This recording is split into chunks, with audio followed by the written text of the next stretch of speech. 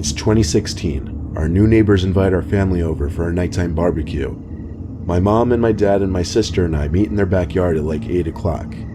This is the first time that I personally meet them. It's just a husband and wife and a teenage boy. I quickly learn the boy's name is Jeremy. The husband seems to be the nicest of them all. There's something cold about the wife, and the son Jeremy seems to have some kind of mental or social issues because he won't talk at all. He constantly looks all over the place, and he seems to be really sad or gloomy. I also catch him staring at me a few times.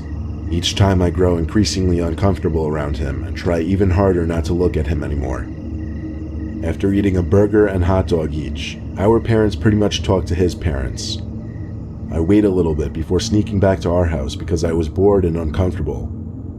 The next day on my walk to school, since I live 2 blocks away from the high school, I turn my head around a few houses after passing our neighbor's house and see someone jump behind a tree as if to be hiding. I turn back in front of me and start to walk faster. I get to the last block before the school and turn around again. This time I see the same person hiding in a bush in front of someone's house. It's Jeremy. I can tell by his long hair, and he's looking right at me. I walk as fast as I can without running, and make it to the school safely a minute later. When I get home that day, I tell my parents, and they go over and talk to the neighbors. When my parents come back to talk to me, I learn from them that Jeremy is apparently not like the other kids, according to his parents word for word. That also seemed to be enough explanation for my parents to tell me to just ignore him, as if him following me to school wasn't an insanely creepy thing to do. Later on, I go outside to sit on the patio and do my homework, and just as Jeremy and his creepiness come to mind, I turn to look at the neighboring house, up at the only window that overlooks our backyard. And there he is. Jeremy is sitting at that window looking at me, but as he notices me, he quickly hides. I run inside and tell my parents, and they once again quote what his parents said and tell me not to worry about him. Later that night, after texting friends and whatnot in bed, I finally put my phone down on the desk and roll on my side to go to sleep. A certain amount of time that I can't remember passes before I hear a click at my window, and then suddenly my window slides open. Without even knowing who's there, I scream at the top of my lungs, and soon my parents come rushing inside, all while I'm pressing up against the wall in shock as someone climbs through my window into my room. My parents turn on the lights, revealing Jeremy holding a large kitchen knife. Everyone screams, including my father, as he comes and grabs me to pull me out of the room. The 4 of us all rush to the neighbor's house to tell them. The man next door leads us into our own house and grabs his son when he finds him in the living room. He snatches the knife from his hands and tugs him out of the house. My dad sends all of us inside as he stays outside screaming at the man next door. Moments later, he comes back inside and calls the police to get a restraining order. My dad promised those neighbors a living hell if they were not moved out by the next week. The police come and take Jeremy away, probably to some kind of place for people with mental disabilities, not a regular jail. Moving along to a week later, Jeremy didn't stay in that house anymore. We don't know where he stays now, but we've never seen him since.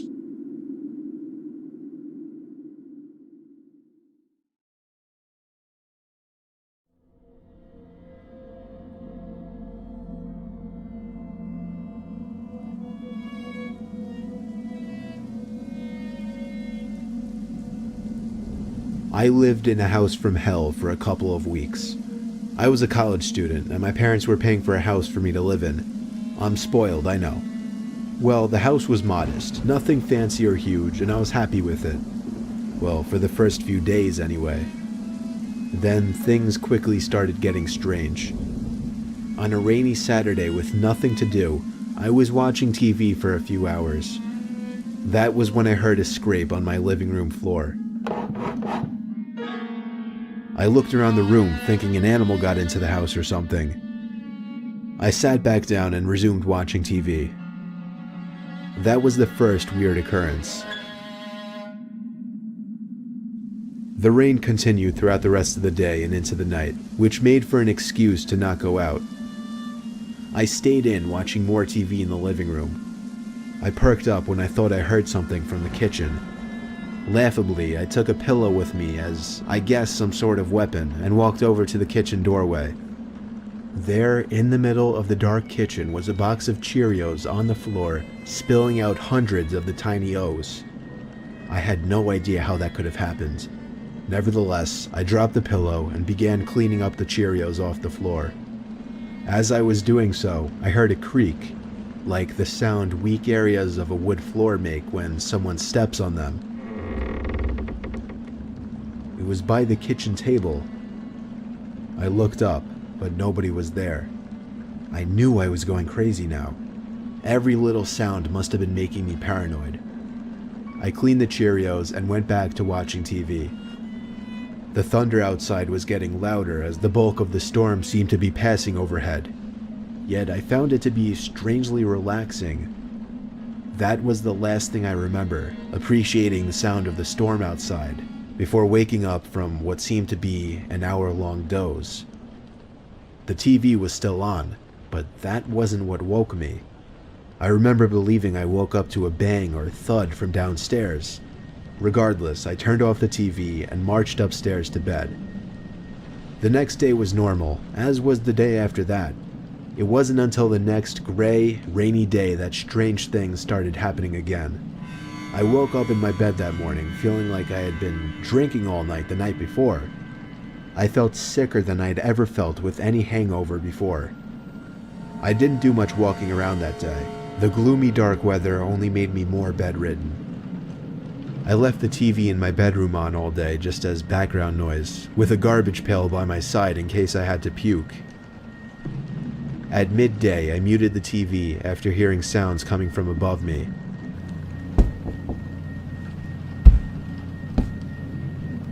The attic. The attic door was actually in my bedroom, and most of the attic was built over that bedroom. It wasn't just one thud I heard, it was 3 or 4. I managed to get out of bed, despite the fact that every time I moved I wanted to puke. I pulled the string to the attic door down, took one of my old baseball bats with me, and climbed up the steps. I pulled the light switch down to light up the attic. There were a few old boxes that must have belonged to the previous owners scattered about, but I couldn't see any living things to produce those noises. I climbed back down quickly because I was kind of scared of that attic. There were no more noises. Until that night. I woke up to, at first, what I thought was thunder, still feeling a bit sick. The familiar sound of a thud from up in the attic gave me chills. I pulled the string to the attic door back down, took my baseball bat once again, and climbed up the stairs. I made myself angry and screamed in the most intimidating voice I could, but before I could turn the light on, I heard the sound of a child giggling in the pitch-black attic. Words cannot describe the feeling of weightlessness, the feeling of my insides dropping inside of my body, the fear that I felt. The word fear is not enough to describe what I felt at that moment. I was out of that house so fast I don't even remember running. I called my dad in the cold rain and asked him to pick me up. I explained everything the best I could. My parents saw how emotional I was about this, and in a weird sense, I think they believed me. I packed all of my things up with my parents the next day, and moved back home. To this day, I'm convinced what I experienced in that house was completely paranormal.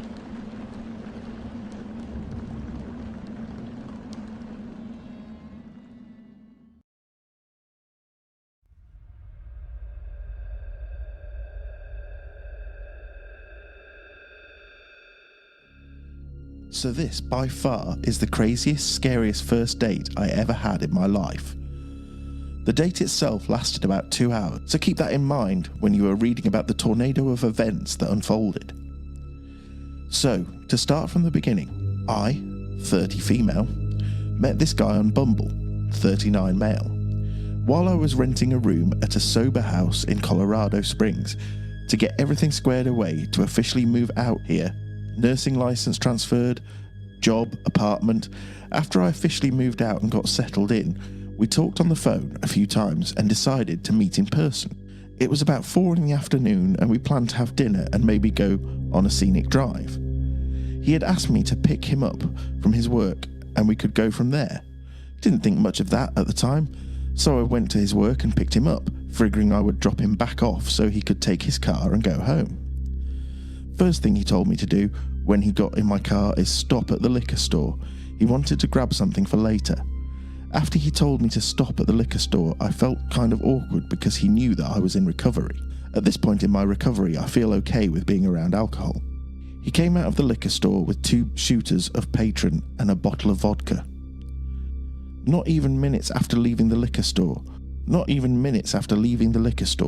and me heading to the place where we were going to get food, he is slamming the shots of Patron in my car. I started noticing with his behaviour that he was very manic and kind of jumping from subject to subject, and then would randomly ask me if I was upset if he'd done something to make me mad. I already have all bad vibes and can tell something is very off with him. During our drive to get the food, he is telling me how when he was little he threw a rock purposely at a bunny and killed it, and also within the last 5 years was at a bonfire with his friends and shot a cat that was in the field. At this point, I'm totally weirded out and already trying to figure out how I'm going to end the date. This was brought up very casually, like it was no big deal. Also, he knows I have 3 cats. We get to the taco place and he proceeds to ask if they have no carb tacos. The lady looks confused and basically was like, tacos are pretty much all carbs. He started getting anxious about what to order. I could tell with his mannerisms. I ended up just ordering for us. He proceeded to then get a beer to go, along with a shot of Patron. Got it to go because of the whole COVID situation. So now we get into my car, and now I have a bottle of vodka, 2 empty shot bottles of Patron, which he just tossed in the side of the door, as well as the to-go beer and another shot of Patron. He continues to drink and would randomly shout, "Woo, look at us, we're in Colorado eating great tacos. I'm drinking, you're driving, it's beautiful out here." So I couldn't bear the date any longer and said I had to go meet a friend. He seemed a little upset and confused. So we get back to his dealership he works at, and he said it was fine to just drop him off. He wanted to go in the dealership he owns while people were still working and eat the tacos. He said, "Let's go in. It's a beautiful place. I can drink comfortably, we can eat the tacos." I declined and we ate them in the car, quick. When the plan was for us to go separate ways, he then asked if I can just bring him home. I said, okay, anything to get him out of my presence at this point. He also lives close by my apartment. Before we head to his place, he said he has to grab some stuff out of his car. So he gets back in my car and I hear him put something in the side of the door. I look over and see the handle of a gun. My stomach immediately dropped. I was like, is that a fucking gun? He laughed and said, "Yeah, I can't just leave it in my car. I love guns."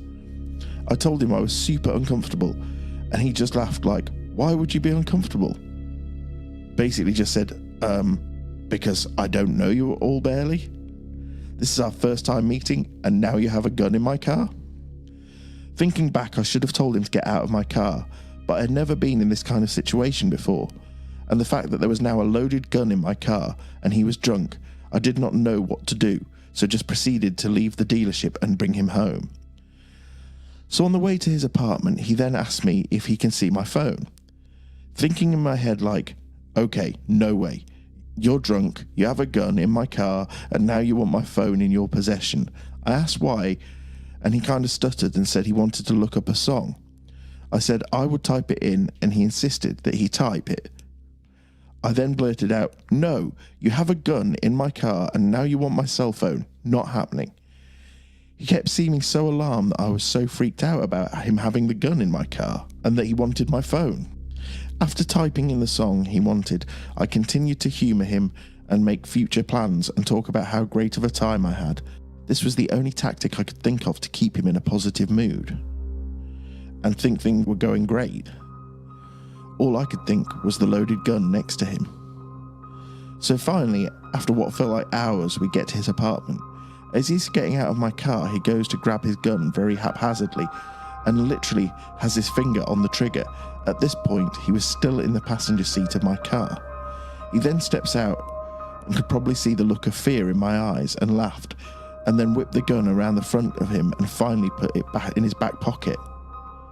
Mind you, once again, he's been drinking this entire time and also told me he had shot and killed a cat on purpose.